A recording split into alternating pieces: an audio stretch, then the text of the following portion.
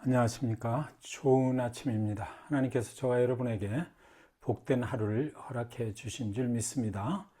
하나님께서 주신 복된 하루 복되게 사시기 바랍니다. 로마서 6장 5절 말씀 되겠습니다. 만일 우리가 그의 죽으심과 같은 모양으로 연합한 자가 되었으면 또한 그의 부활과 같은 모양으로 연합한 자도 되리라. 속 사람은 겉사람이 깨어지면 나타납니다. 라는 제목으로 말씀을 나누겠습니다. 여러분, 진정한 그리스도인의 모습은 그리스도와 함께 죽고 그리스도와 함께 부활한 사람입니다. 그러므로 그리스도인은 그리스도의 죽음과 연합한 동시에 그리스도의 부활과도 연합한 사람, 이 사람들을 그리스도인이다라고 말하는 것이죠. 제가 며칠 전에 아내와 함께 카스코에 쇼핑을 갔습니다. 필요한 물건들을 카트에 다 담고 이제 체크아웃을 하려고 하는데 갑자기 주머니에 지갑이 없는 거예요. 이거 큰일 났네. 어쩌지? 내가 지갑을 안 가지고 왔네. 지갑 속에 있는 크레딧 카드가 있어야 페이를 하는데 아마도 집에 두고 왔든지 아니면 타고 온 차에 빠뜨리고 온 것만 같았습니다. 정말 낭패였습니다. 물건을 그대로 다시 돌려놓고 집에 갔다 와야 하나? 쇼핑하는데 버린 시간이 굉장히 아까웠습니다. 그런데 그때 구세주가 나타났습니다. 아내가 활짝 웃으면서 여기 내가 챙겨왔어. 당신 아까 기름을 넣고 나서 당신이 차에 지갑을 넣었길래 차에서 내릴 때 내가 챙겨왔어. 그랬었구나. 챙겨온 아내가 참 고마웠습니다. 아무리 좋은 물건을 많이 샀다 하더라도 페이를 하지 않으면 그 물건을 가져갈 수가 없고, 카스코에서 또 맛있는 1불 50짜리 값싸고 정말 맛있는 핫도그도 먹을 수가 없습니다. 페이를 해야 내 것이 되고 페이를 해야 맛있는 핫도그를 먹을 수 있습니다. 여러분, 우리가 예수를 믿고 구원을 받았는데도 불구하고 우리의 삶의 모습은 왜 변하지 않는 것일까요? 그것은 나의 겉사람이 아직 죽지 않아서입니다. 예수를 믿는 순간 성령이 우리 안에 임재하시지만 내 겉사람이 아직 깨어지지 않으면 나의 속사람이 드러나지 않기 때문입니다. 정말 그리스도인의 삶을 살기를 원한다면 우리의 겉사람을 페이를 해야만 되는 것이죠. 예수를 믿어도 아직 예수를 믿기 전에 겉사람이 나의 사람을 둘러치고 있기 때문에 우리의 모습은 변하지 않는다 느끼는 것입니다. 그래서 우리가 예수를 진정으로 믿는다면 예수님의 십자가의 죽으심과 함께 우리의 겉사람이 모두 죽어야 합니다.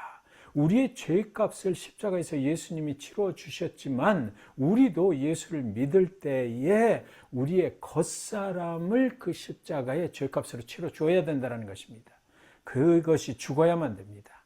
그래서 우리 안에 있는 속사람이 우리의 삶을 인도해 갈 수 있어야 하는 것이지요.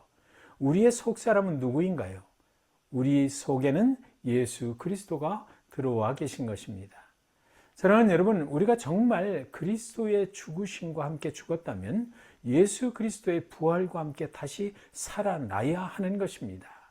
그런데 우리들의 문제가 무엇인가요? 우리가 구원은 받았지만 우리들이 살아가는 삶의 현장을 보면 부활이 없다는 것입니다.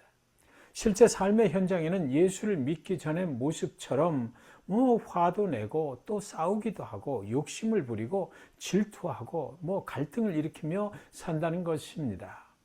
그래서 예수를 믿고 사는데도 모든 죄악된 것들로부터 얽매여서 괴로운 인생을 계속 살고 있는 것 아니겠습니까? 고린도후서 5장 17절에 그런즉 누구든지 그리스도 안에 있으면 새로운 피조물이라 이전 것은 지나갔으니 보라 새 것이 되었도다.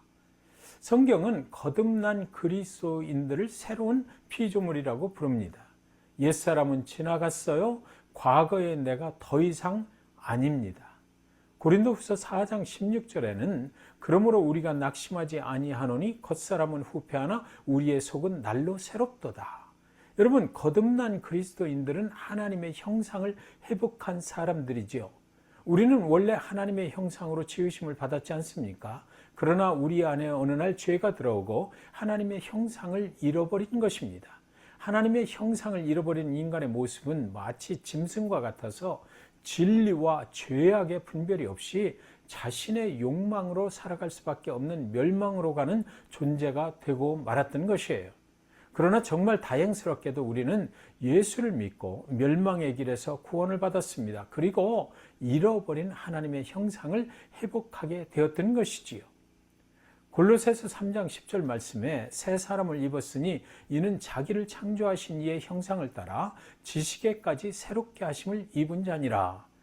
여러분, 기독교에서 말하는 변화는 내가 좀 더 보기 좋은 모습으로 성장을 더 했다라는 정도가 아닙니다. 수준이 낮았던 사람이 높은 수준의 사람으로 변화가 되었다라는 말도 아닙니다. 기독교에서 말하는 변화라고 하는 것은 본질이 변했다라는 것이죠. 죄악의 DNA가 하나님의 DNA로 근본적으로 바뀌었다라는 것입니다. 잃어버린 하나님의 형상이 그 안에 회복이 되었다라는 것이에요. 그런데도 여러분, 놀라운 사실이 있어요. 변한 줄 알았는데 종종 옛사람이 튀어나오는 우리 자신들의 모습입니다. 그때마다 우리는 내가 왜 이러지? 라고 생각하며 좌절하기 일쑤입니다. 내가 기대하는 만큼 내가 변하지 못한 내 모습을 보고 낙심하는 것이지요. 여러분, 우리가 꼭 기억해야 할 것이 있어요. 우리는 변화되기 위해서 그리스도께 나아가는 사람이 아니고요. 이미 그리스도와 연합했기 때문에 변화되어 가는 중에 있다는 것입니다. 신앙생활을 오래 한 사람들이 변화되지 않는 자신의 모습을 보고 자신을 숨기는 곳이 있더라고요.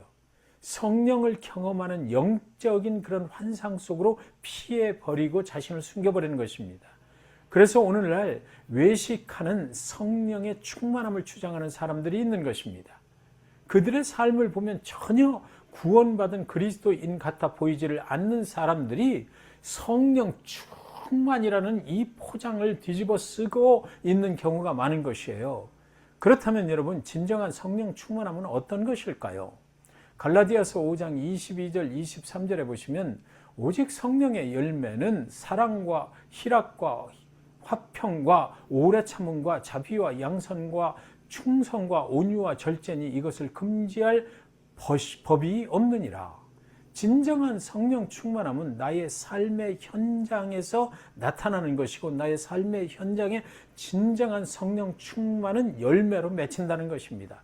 결국 그런 삶을 살게 된다는 것이죠.